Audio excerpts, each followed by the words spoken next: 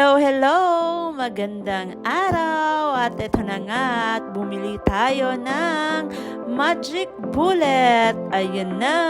Tsan tsararan! Binubuksan na siya.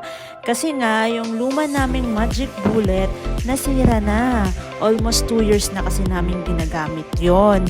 Kaya, ayun, sa katagalan ng panahon na everyday halos namin ginagamit, nag-give up na, nasira na siya.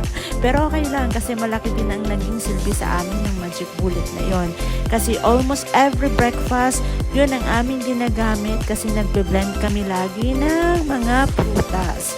At dahil dyan, bumili kami ng bago kasi na nasira na yon at ayan na nga siya.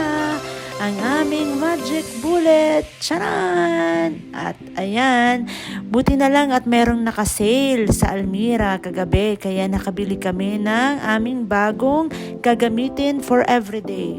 Kasi nga yung Magic Bullet na yan, malaki ang naging silbihan sa amin. Kasi every morning, hindi na nga kami nagbe-breakfast.